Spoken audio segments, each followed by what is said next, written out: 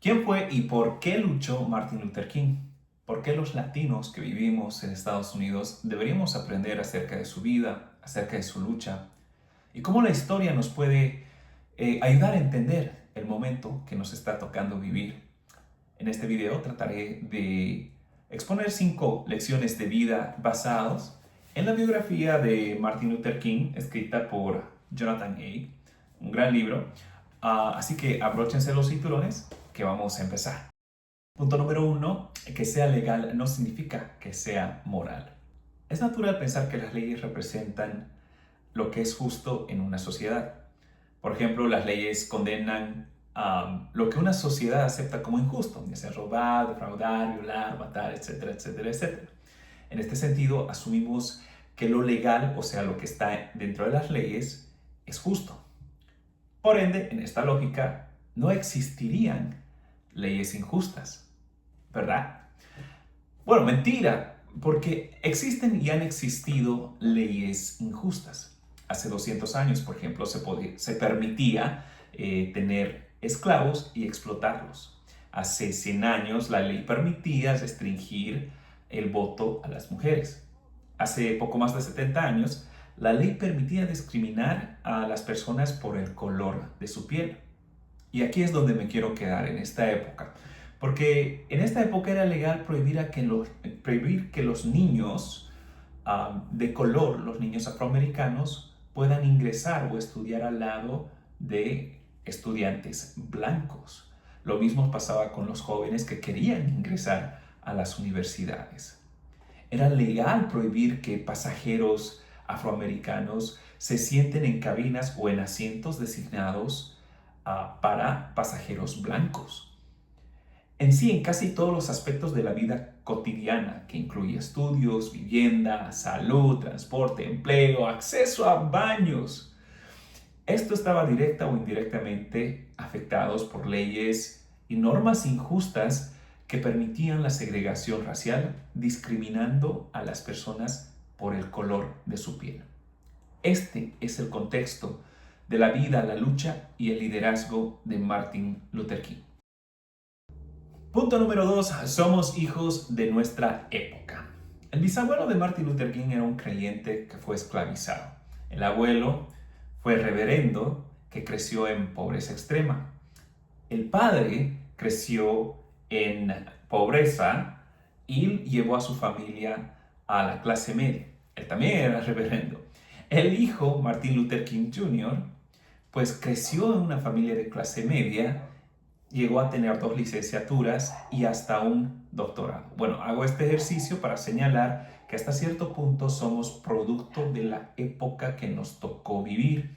Y eso puede ser determinante en las oportunidades que tenemos y lo que podemos aspirar a alcanzar. Por ejemplo, desde pequeño a Martin Luther King le enseñaron que no era menos o que era inferior que los niños blancos. Y eso quizás pudo tener un impacto muy grande a la hora que esa enseñanza llega a chocar con una realidad del mundo donde en sí habían oportunidades o ventajas para personas blancas y desventajas para personas de color. Es bueno decir de que el movimiento de los derechos civiles no se dio de la noche a la mañana, sino de forma gradual, desde el fin de la esclavitud y pasando por varios pasos importantes como el fallo de la Corte Suprema que anula la segregación en las escuelas y el establecimiento de instituciones afroamericanas, organizaciones y liderazgos que empezaron a presionar por cambios en la sociedad estadounidense.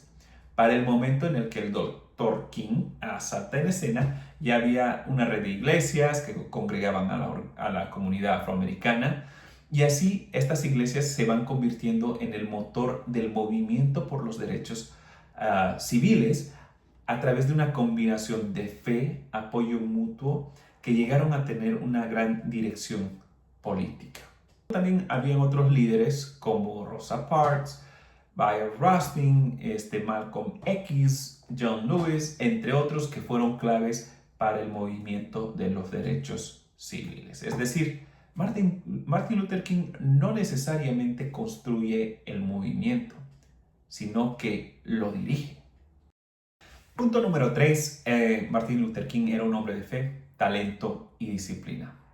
A ver, el Dr. King literal creció en el seno de la iglesia y se enfrentó a la exigencia de ser el hijo del reverendo, el hijo del predicador.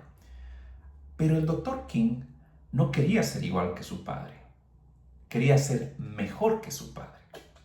Desde joven, King puso mucha atención a su apariencia, a su vocabulario, a su intelecto, a su conocimiento. King escribía, practicaba y memorizaba sus sermones.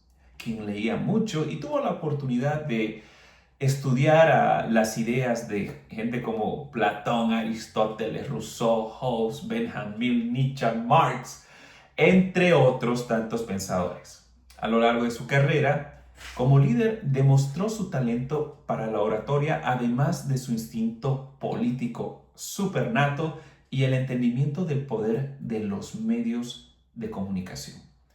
Durante su liderazgo frente al movimiento, King tuvo muchos momentos de tribulación, desafíos y hasta decepciones. Y aunque King caía muchas veces, siempre tuvo la disciplina de levantarse. Esto hasta el día de su muerte. Punto número 4. La no violencia y la fe son una estrategia formidable. Si la capacidad de violencia es el reflejo del poder de un Estado o un imperio, entonces la no violencia es un reflejo de debilidad. Bueno, no siempre. Mahatma Gandhi volcó de cabeza la idea del poder al enfrentarse y vencer al imperio británico a través de la resistencia pacífica por la independencia de India. Frente a un Estado armado, la superioridad yace no en las armas, sino en la parte moral, en la parte espiritual.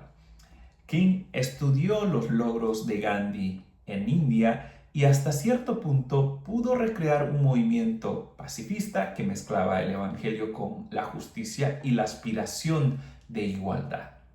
Ahora, sin embargo, el pacifismo no es necesariamente para los débiles de carácter. De hecho, los activistas por los derechos civiles tenían mucho coraje y fuerza de voluntad porque se enfrentaban a menudo al desprecio, a la violencia y a la humillación. Ahora yo te pido a ti que te imagines teniendo que dar la otra mejilla cuando un bully viene y te da cachetazo tras cachetazo tras cachetazo. Entonces es una disciplina y una fuerza de carácter el ser no violento y no reaccionar contra la violencia. Y es así que gobiernos y hasta la gente común y corriente ejercían mucha violencia en contra de los activistas por los derechos civiles. Un factor clave en esto es lo que yo llamaría el efecto del espejo del monstruo. O sea, reflejar la barbarie en imágenes violentas que conmocionaron no solamente dentro de los Estados Unidos, sino también al mundo. Y punto número 5, Martin Luther King Jr. era un hombre de carne y hueso. A pesar de todas sus virtudes y talentos, King no era perfecto. Como la mayoría de los hombres de su época, el Dr. King no era el más fiel de los esposos, ni tampoco creía mucho en el rol que tenía el hombre en los quehaceres del hogar o en el cuidado de los niños. Si bien tenemos la imagen del Dr. King de ser un hombre invencible o un líder invencible, King a menudo se sentía exhausto, enfermo y a veces caía en episodios de depresión. Y a pesar de ser uno de los líderes más importantes de su época, como guía de este movimiento, King también tomó decisiones incorrectas y en algún momento hasta se sentía perdido en su liderazgo. Hoy, Martin Luther King es un monumento de piedra, un símbolo de paz y de justicia, pero en su época, Martin Luther King Jr. era un hombre de carne y hueso. Conclusión. En un mundo lleno de intereses estratégicos, económicos y de clase social, las leyes pueden reflejar la voluntad de los poderosos y de la búsqueda por la expansión sino la preservación de ese poder. Contrario a lo que nos dice el discurso contemporáneo, las leyes y las normas no siempre emanan de la virtud y la moral.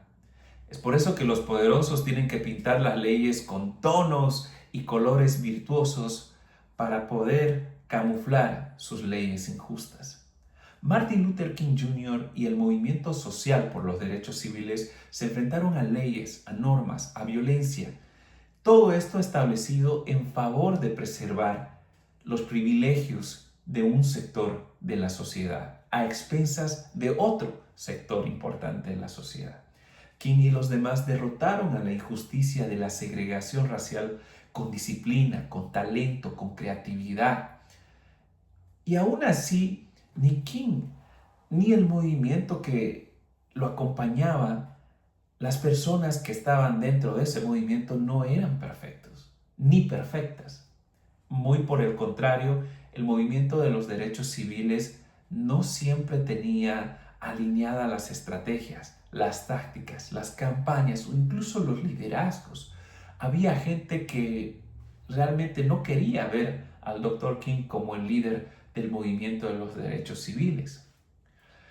Pero esos hombres y mujeres que a pesar de sus debilidades y defectos pudieron levantarse una y otra vez para así encontrar, desarrollar la fórmula o el camino que los llevaría a avanzar los objetivos de la justicia. Y creo que en esto se basa lo que es la definición del héroe.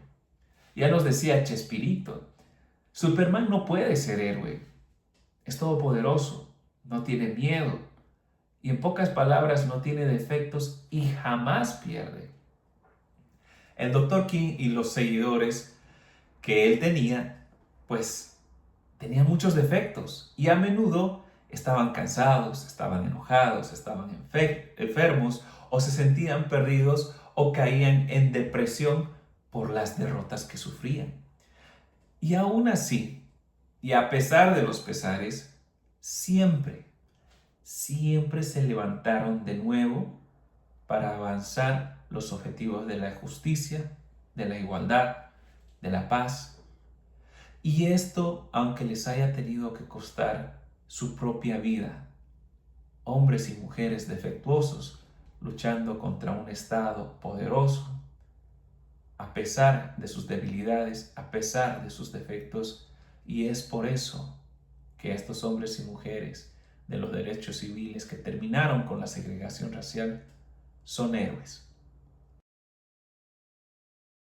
Bueno, y si te gustó este comentario, pues déjame saberlo, déjame un like, comparte, comenta. Um, Me gustaría que entre todos nosotros como latinos que vivimos en Estados Unidos, a veces no tenemos la oportunidad, el tiempo, la energía para poder aprender sobre la historia del país en el que nos encontramos. Y esto juega mucho a nuestra desventaja porque no sabemos de nuestros derechos y tampoco sabemos cómo luchar por nuestros derechos. Entonces, yo te invito a que pues sigamos juntos compartiendo conocimiento, historia e inspiración, como es la vida del Dr. Martin Luther King Jr., quien tuvo un impacto muy grande en los Estados Unidos avanzando la justicia social. Gracias y bueno, pues será hasta una próxima oportunidad.